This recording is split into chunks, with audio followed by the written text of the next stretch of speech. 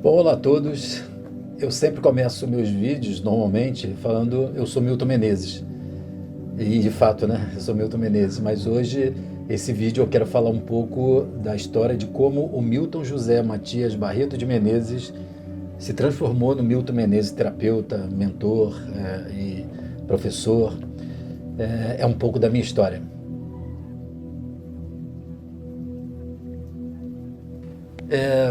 A maioria me conhece como terapeuta, como psicoterapeuta, muitos sabem que eu sou formado em psicologia, mas poucos sabem que o Milton José, ele começou no ensino médio a fazer um curso técnico em metalurgia. Por conta das dificuldades financeiras da família, eu acabei tendo que buscar um curso técnico federal, que, enfim, fazer um vestibular para poder não gastar dinheiro com ensino médio. E aí eu fui fazer um curso técnico em metalurgia. E então eu nunca pensei, na verdade, em ser terapeuta, nunca pensei em ser psicólogo, até os meus 25, 26 anos. Né? Ou seja, até aí eu pensava que eu tinha uma necessidade, sabia que eu queria fazer a diferença na vida das pessoas, imaginava que eu queria então ter uma empresa, ter um tipo de atividade que alcançasse muitas pessoas. Cheguei a pensar até que talvez fosse uma carreira política, porque eu queria alcançar realmente, fazer a diferença na vida das pessoas. Mas jamais pensei em ser terapeuta ou psicoterapeuta. Mas remontando, né, a minha infância, eu vejo que então eu já tinha uma característica muito interessante, que é uma tendência que as pessoas me procurassem para conversar, para confidenciar suas dificuldades, seus problemas. Eu sempre fui um bom ouvido, principalmente com os amigos, as amigas, as pessoas próximas do ensino fundamental, mas jamais podia imaginar que isso revelava uma característica que foi se transformar no meu principal ponto de atuação, que é como eu atendo as pessoas, a forma como eu me envolvo no atendimento das pessoas. Mas eu, por conta das questões financeiras, fui fazer então um curso técnico em metalurgia. Depois, uma sequência natural, eu vim para o Rio de Janeiro e aí eu fui fazer engenharia. E por conta também dessa questão financeira, tive que começar a trabalhar muito cedo, com 17 anos, para poder ter o sustento, para poder ganhar dinheiro como técnico de metalurgia. E aí a engenharia era natural. Só que o horário de trabalho não permitia que ele fizesse a engenharia por conta das aulas, que eram em vários horários, turnos de manhã, de tarde, de noite e tal. E eu acabei então, por conta do envolvimento na área comercial, na empresa que eu trabalhava, eu fui fazer economia. E aí concluí o campo da economia, para só depois, então bem mais tarde, é que eu fui ingressar na psicologia. E aí realmente eu me encontrei.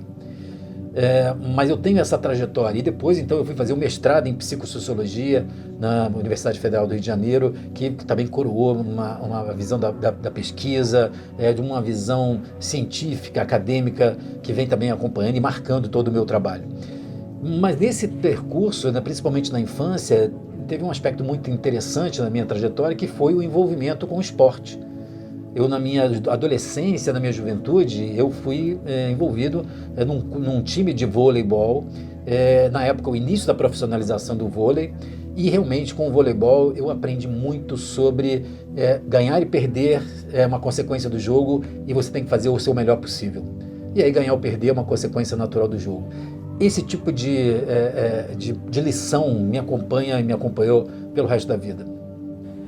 Só que depois que eu descobri então a psicologia e eu me encantei com a psicologia, eu percebi que eu me encontrei, eu aí então passei a fazer um percurso, antes até de ser terapeuta, pelo campo da terapia regressiva, pela hipnose, pela PNL, pela psicologia transpessoal, pelo renascimento, pela psicossíntese, por várias vertentes dentro da própria psicologia, o existencialismo, a gestalt, a hipnose ericksoniana, enfim, eu transitei por todas esses saberes dessas áreas relacionadas ao estado ampliado de consciência, ao inconsciente de profundidade, da própria psicanálise, e isso me deu uma base de reflexão sobre o ser humano e sobre os meus métodos, que realmente vem marcando a minha trajetória, a minha carreira.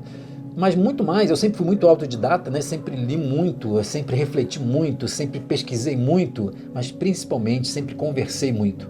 E aí eu tenho que fazer nesse relato sobre a minha história um tributo, né, a todas essas pessoas que eu tive a oportunidade de conviver pessoalmente, de trocar experiências, e foram pessoas que marcaram decisivamente a minha vida. Algumas delas eu chego a me emocionar quando lembro, né, que foram pessoas marcantes na minha vida, como Stanislav Grof, por exemplo, em 2000, uma pessoa que eu conheci que fez uma diferença, mas outros tantos, Jeffrey Zeiger, Fernando Rabelo, da hipnose, a doutora Maria Teodora, da terapia regressiva, que me deu os inícios do entendimento sobre a terapia regressiva, André Samuel, uma francesa que foi onde eu fiz a formação em psicossíntese, José Luiz Santana, um consultor que me abriu as portas do mundo corporativo, Dr. Jorge Andréa, um psiquiatra fantástico, e aí o pessoal principalmente da terapia regressiva, a quem eu tive o privilégio de conviver durante muito tempo. Hans Tendan, o holandês, o Roger Wooger, inglês, o Morris Netterton, americano, e também, mais recentemente, no campo da constelação, a oportunidade de assistir o trabalho de Bert Helling, apesar de não ter convivido, mas poder ter convivido com Bernie Izzard, que foi também uma pessoa fantástica que me avançou, fez aprofundar no campo da constelação sistêmica.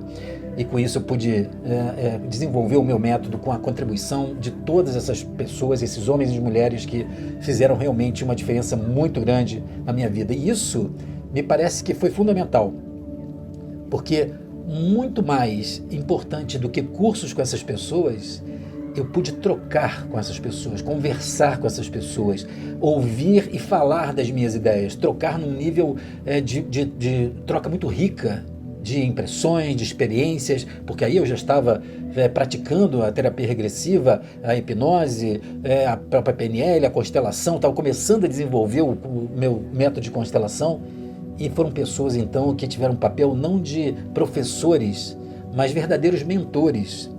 E hoje eu venho refletindo muito na minha vida sobre isso. Eu acho que o modelo educacional de formação profissional, ele precisa passar por uma relação diferente, muito mais voltado para a mentoria, onde o mentor inspira e orienta o mentorado para um processo de desenvolvimento que no nosso campo da saúde mental, da terapia, da psicoterapia, me parece fundamental que a gente tenha.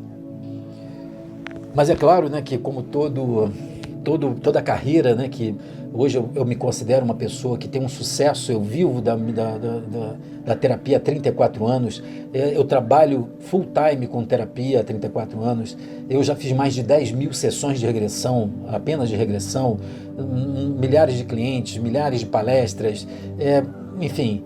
Mas toda carreira como essa tem alguns momentos que eu chamo de momentos de epifania, né? Alguns momentos que há um chamado. E eu me lembro de um deles que eu gostaria de compartilhar com vocês, são coisas que eu nunca contei para as pessoas, estou colocando aqui no vídeo, mas um momento onde eu ainda trabalhando numa empresa, dentro da área comercial, dentro de uma atividade muito estressante, muitas viagens, como gerente comercial, eu me lembro até hoje, num dia em que, numa reunião, conversando com um determinado funcionário de uma empresa, cliente, essa pessoa que poderia ser um comprador, tipo um comprador de um grande produto que a gente estava querendo vender, eu percebo então que essa pessoa, ela sugere, ela insinua que ela gostaria de receber uma comissão, uma propina, né? Ela gostaria de receber uma comissão para poder facilitar a venda, né? Que eu estava tentando vender aquele grande produto. E eu me lembro perfeitamente que nessa hora eu olhei para aquele cenário, para aquela reunião, para aquela sala, e eu me perguntei, eu senti tipo um arrepio, né, do corpo todo, e eu perguntei o que eu estou fazendo aqui. O que isso faz, qual é o sentido que isso tem para a minha vida? Será que isso realmente está me deixando feliz? E foi a partir desse momento que eu comecei então a buscar dentro da empresa a área de gestão de pessoas, de administração, para poder começar a buscar um outro tipo de trabalho, um outro tipo de carreira. Mas esse momento foi um momento de um chamado da vida decisivo para o início da minha carreira. Um outro momento também muito importante foi em 1988, quando eu tive nas mãos um livro chamado Eu Sou Camille Desmoulins. onde o Luciano dos Anjos e Hermínio Miranda, que são os autores desse livro, eles relatam uma pesquisa que foi feita, que eles fizeram na década de 60, utilizando a regressão de memória como forma de pesquisa sobre as personalidades vividas naquela pesquisa, naquele processo regressivo em que Luciano dos Anjos era o cliente daquela pesquisa e Hermínio Miranda era o pesquisador.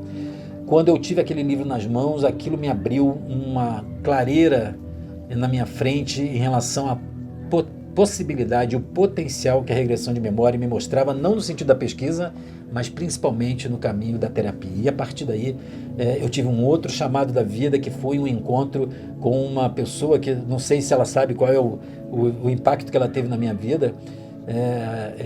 E ela, na verdade, ela me apresentou a primeira terapeuta regressiva que eu conheci e onde eu fiz o primeiro processo terapêutico, passando eu como cliente, passando pela regressão, e aí eu vi que, na verdade, eu queria e precisava entender aquilo, porque aquilo se mostrava com um potencial terapêutico absurdamente grande, e eu, naquela hora, eu disse que eu quero fazer isso na minha vida.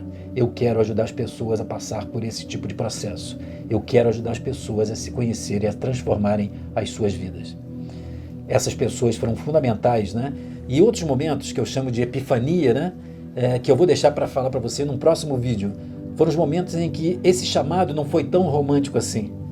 Muitas vezes a vida me colocou no caminho certo, mas no tranco, me empurrando, muitas vezes eu tropeçando, muitas vezes com lágrimas, e depois eu pude perceber que era a vida corrigindo os rumos do meu caminho, e só hoje é que eu consigo ver como isso tinha todo sentido, fazia todo sentido com o propósito da minha vida. Mas isso eu vou contar no outro vídeo, onde eu vou falar das epifanias do meu processo, da minha carreira. Tchau.